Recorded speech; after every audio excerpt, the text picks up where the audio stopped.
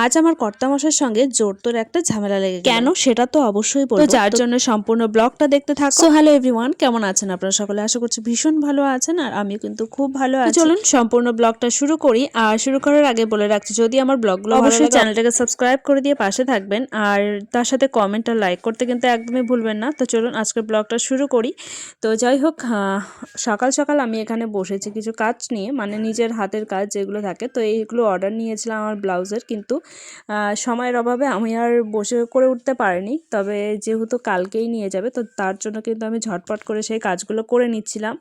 আর এখন বাজে প্রায় 10টার মতন, আর মা ওইদিকে কিন্তু রান্না বসিয়েছে। তো ভাবলাম রান্নাঘরে যেহেতু কোনো কাজ নেই, মাকে আমি সব কিছু গোছগাছ করে দিয়ে চলে এসেছিলাম ঘরে। আর ঘরে এসে এত পরিমাণে আজকে ঠান্ডা লেগে, মানে ঠান্ডা পড়ে, যার জন্য আজকে আমি এই রুম হিটারটা বের করলাম। আর কেন বের করলাম সম্পূর্ণ ব্লগটা দেখো, তাহলেই বুঝতে পারবে আর কেন ঝামেলাটা লেগেছিল। তো ঝামেলাটা লেগেছিল জন্য কিন্তু আমি আজকে এটা বের করেছিলাম। আর এই রুম হিটারটা অনেক দিন আগের, পাপা যখন ছোট্টবেলায় এ বাড়িতে, মানে ও প্রথম এসেছিল, তো তখন কিন্তু ওর পাপা কিনে নিয়ে এসেছিল। তো 3 বছর না, 2 বছর ধরে পড়েই রয়েছে। সামনের বছর তো আমি এটাকে ইউজই করিনি। তো যাই হোক, তো ভাবছি এত ঠান্ডা পড়েছে আর ঘরের মধ্যেও প্রচণ্ড পরিমাণে ঠান্ডা, তো যার জন্য আমি এটাকে এখন লাগিয়ে নেব। তবে অনেকটা উঁচু, তো যার জন্য আমার খুব অসুবিধা হচ্ছিল। আর এসব কাজ একটু ছেলে মানুষের করলেই বেশি ভালো হয়। তবে যেহেতু আমার হাজব্যান্ড বাড়িতে থাকে না, তো যার জন্য কাজগুলো আমাকেই করতে হয়। আর ঘরে যেহেতু সবসময় পাপা খেলা করে, আর ছোট বাচ্চা থাকলে তো জানোই, জামা প্যান্ট ভিজিয়ে শেষ করে দেবে সারা দিনে। তো দুদিন থেকে যেহেতু রোদ উঠছে না, ওর সমস্ত প্যান্ট জামা সবগুলো কিন্তু ভেজাই রয়েছে। তো সেগুলো মার ঘরে আমি শুকোতে দিয়েছি। আর রুম হিটারটা এই জন্যই লাগানো, ঘরটা প্রচণ্ড ঠান্ডা হয়ে থাকে, আর পাপার না প্রচণ্ড পরিমাণে সর্দিও লেগে গেছে। তো যাই হোক, কেন ঝামেলাটা লেগেছিল সেটা বলবো। তার আগে আপনারাই একটা কথা বলুন তো, যদি বাচ্চা থাকে বাড়িতে, তাহলে কি সেটা দেখা শুধু তার মায়েরই কর্তব্য থাকে, আর বাকি লোকেদের কি কারো কর্তব্য থাকে না? বাচ্চার যদি জ্বর আসে সেটাও নাকি মার দোষ, বাচ্চার যদি সর্দি লাগে সেটাও নাকি মার দোষ। তো সব কিছুতেই কেন মাকে দোষারোপ করা হয় সেটা তো বুঝতেই পারি না, কিন্তু মাই কিন্তু সব থেকে বেশি বাচ্চাকে আগলে রাখে।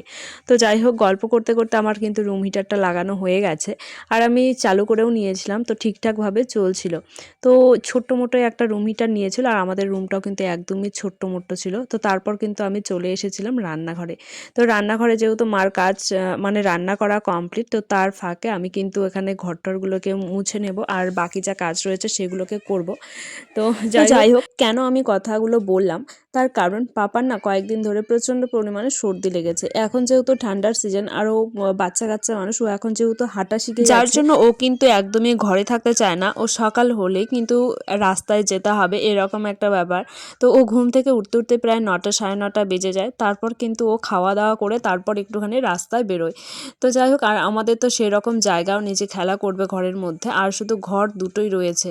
তো রুমের মধ্যে কতক্ষণ থাকে একটা বাচ্চা? তো সেটাই বলছিলাম। তো আমার কর্তামশাই বলছে, কেন সর্দিটা লাগবে, তোমরা খেয়াল করো না? তো যার জন্যই ঝামেলাটা লেগেছিল। আমি তখন বললাম যে, দেখো আমি কিন্তু সবসময় ওকে আগলে রাখি, কিন্তু সর্দি কাশি তো আমরা নিজের হাতে নিয়ে আসি না, এটা হচ্ছে সিজনের জন্য হতে পারেই। তো যাই হোক, যতই আগলে রাখি না কেন, আর আমার পাপা নেই, একটুতেই সর্দি কাশি লেগে যায়। তো কিছুদিন আগেই কিন্তু ওকে ডক্টর দেখিয়ে নিয়ে আসা হয়েছে। তো এখন মনে হচ্ছে আবার যেতে হবে, কারণ কিছুদিন পর আমরা ঘুরতে যাচ্ছি, আর ঘুরতে যাওয়ার আগে যদি এরকম সর্দি কাশি থাকে, তখন বলছিল তাহলে আমি আর যাব না, আমি কিন্তু টিকিট ক্যান্সেল করে দেবো। তো সেই সবই বলছিল আর কি। তো যাই হোক, কারো যদি রোগ হয়, তো সেটা তো আর নিজের হাতে করে না। মানুষের সবাই চায় যে সবাই যেন সুস্থ থাকে, ভালো থাকে, কিন্তু হঠাৎ করে যদি সেরকমটা হয়ে যায়, সেটা তো আর কারো দোষ হয় না, তাই না? তো ভাবছি কালকে না হলে পরশুদিন যাব আমি ডাক্তার দেখাতে, আর ওর ওষুধ আনাই আছে, যার জন্য আমি আর ডাক্তার দেখাতে যাইনি। তো যদি ঘুরতে যাই, তো ঘুরতে যাওয়ার আগে তো ঠান্ডাটা ভালো করতে হবে, তাই না? তো যাই হোক, আর আমি কিন্তু দেখো গল্প করতে করতে অনেকগুলো কাজও করে নিয়েছিলাম। তো প্রথমে আমি রান্নাঘরে গেছিলাম। তো রান্নাঘরে কী কী রান্না হয়েছে সেটা তো তোমরা দেখলেই। তো আমাদের কিন্তু রান্না হয়েছিল আজকে আলুর দম, তার সাথে হয়েছিল ছোলার শাক ভাজা, আর সিম ভাজা, আর তার সাথে ছিল ডাল। ঠিক আছে, আর তারপর আমি এখন ঘরে এসে, এখন দেখো আমি কি কি যে বকছিলাম সেটা আর পরে রিপিট করতে পারিনি, তার কারণ পাপা ওখানে বসে বসে কিন্তু জোর করে চিল্লাচ্ছিল, চিৎকার করছিল। তো তার জন্য আমি আবার ভয়েস ওভারটা দিলাম। আর আমি কিন্তু এখানে একটা ঠাকুরের জন্য ঘাগরা বানাবো, তো তার জন্য আমি এখানে কাপড়টাকে কেটে নিচ্ছিলাম। আর দেখো আমার কিন্তু কাপড়টাকে কেটে নেওয়া কমপ্লিট হয়ে গেল। আর আমার এরকম ঘাগরা বানাতে না খুব ভালো লাগে, তবে এটা অর্ডার এসেছিলো একটা, তো কয়েকটা ব্লাউজ বানাতে দিয়েছিল, সেটা তো প্রথমেই দেখলে। তো সেই ব্লাউজের সাথে এই ঘাগরাগুলোও নেবে, তো যার জন্য সেগুলোকে কেটে রেখে সব কাজ গুছগাছ করে রেখে এদিকে আমি ঘরটাকে একটু গোছগাছ করে রাখছিলাম। কারণ পাপা খেলা করতে করতে ঘরের যা অবস্থা করে সেটা আর বলবার মতো না। আর পাপা কিন্তু এখন ঘুমিয়ে পড়েছে, ও ঘুমোলে পরেই কিন্তু আমি এই কাজগুলোকে করে রাখি। যতই আমি ঘর গুছাই না কেন, একটু পরেই ও সব কিছু এলোমেলো করে দেবে, যার জন্য আর গোছাতেও ইচ্ছা করে না। আবার না গুছিয়ে বা কী করবো, একটা রুমের মধ্যে যদি সব কিছু হয় সব সময় গোছগাছ করে রাখতেই হয়। একটা লোক এলে পরে বসতে দেবো কথায় বলুন তো। তো যার জন্য কিন্তু ও যখন ঘুমোয় তখন আমি এরকম করে গোছগাছ করে রাখি, কিন্তু গুছিয়েও কোনো লাভ নেই। একটু পরে এমনভাবে ঘরটাকে রেখে দেবে মনে হবে যেন আমি কয়েকদিন ধরে ঘরটাকে গোছগাছ করে রাখি না, ঠিক আছে। আর এই যে দেখো সব কাগজ মানে যা তার যেটাই পাবে হাতের কাছে সেটাই নিয়ে চলে আসবে। আর ও পাপা যেহেতু ঘরের মধ্যেই থাকে, তা কেন বললাম, এই যে কম্বলটা যে আমি তুলে রাখলাম, এই কম্বলটা কিন্তু ওর জন্যই নিচে পেতে রাখি। কারণ এখন ঠান্ডার সিজন, ও কিন্তু যখন আমি ঘরের মধ্যে ওকে রেখে দিই, কারণ রাত্রেবেলা তো বেরোয় না, ঘরের মধ্যেই খেলাধুলো করে, তো ঘরের মধ্যে যখন খেলাধুলো করে তখন কিন্তু আমি ওই কম্বলটাকে সুন্দর করে পেতে রাখি। তো সানের মধ্যে কিন্তু প্রচণ্ড ঠান্ডা, মানে পাখাটা কিন্তু প্রচণ্ড ঠান্ডা থাকে ঠান্ডার দিনে, তো সেখান থেকে কিন্তু ঠান্ডাটা লেগেই যায়।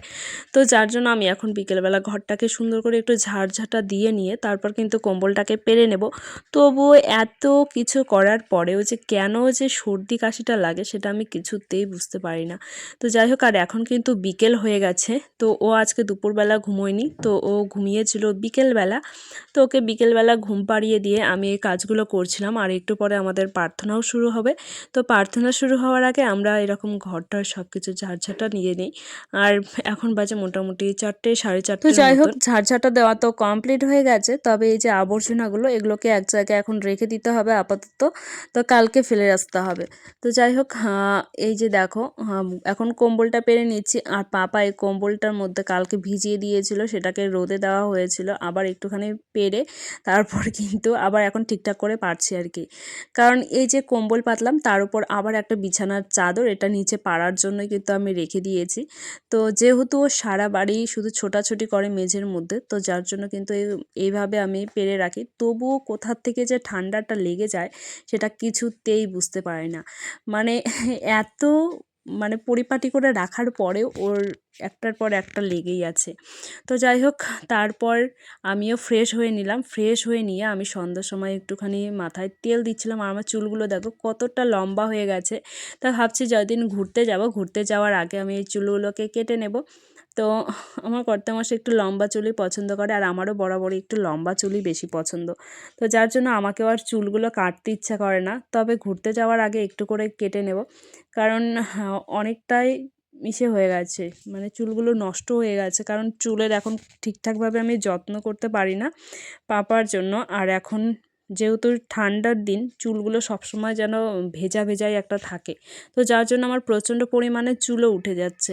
তো যাই হোক, অনেক দিন পর আজকে মাথায় তেল দিলাম। আর মাথায় তেল দিলে না মাথাটা এতটা ঠান্ডা লাগে, মানে ঠান্ডা থাকে সেটা আর বলবার মতন না। কিন্তু আমি তো তেল দিতেই চাই না, অনেক বকাঝকা খাই তেল না দেওয়ার জন্য। আগে না প্রচুর চুলের যত্ন করতাম, হয় সপ্তাহে 2 থেকে 3 দিন তো আমি তেল দিয়েই রাখতাম মাথার মধ্যে। কিন্তু এখন মনে হয় 1 মাসে মনে হয় যে 2 থেকে 3 বার তেল দিই, মানে 2 থেকে 3 দিন মাথায় তেল থাকবে এরকম।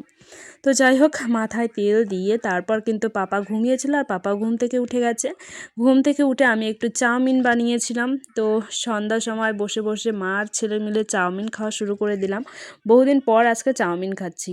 তো পাপার জন্য করেও ওঠা হয় না, তো ঘরের মধ্যে অনেক দিন ধরে চাউমিনের প্যাকেট নিয়ে এসে রেখেছিলো, তো তার সাথে ছিল পাস্তাও। তো ভাবলাম যে না, আজকে একটুখানি চাউমিন করে খাই। আর চাউমিন এই গরম গরম খেতে কিন্তু বেশ ভালো লাগছে। আর আজকে একদম নিরামিষ করেছিলাম। তো যাই হোক, মা নিরামিষ খাবে, তো আমি একটুখানি পেঁয়াজও কেটে নিয়েছিলাম পরে। আর চাউমিনটা খেতে না খুবই ভালো হয়েছিল। তো যাই হোক, এটাই ছিল আজকের আমার ব্লগ। তো কেমন লাগলো অবশ্যই তোমরা কমেন্ট করে জানাবে। যদি ভালো লাগে চ্যানেলটাকে সাবস্ক্রাইব করে দেবে, আর সাবস্ক্রাইব করার সাথে সাথে পাশে থাকা বেল আইকনটিও কিন্তু ক্লিক করে রাখবে, যাতে আমার নিত্য নতুন ভিডিওগুলো সবার আগে আপনারা দেখতে পারেন। তো চলুন চাউমিনটা খাওয়া শেষ করি, আর কেমন লাগলো সেটা কিন্তু কমেন্ট করতে একদমই ভুলবেন না।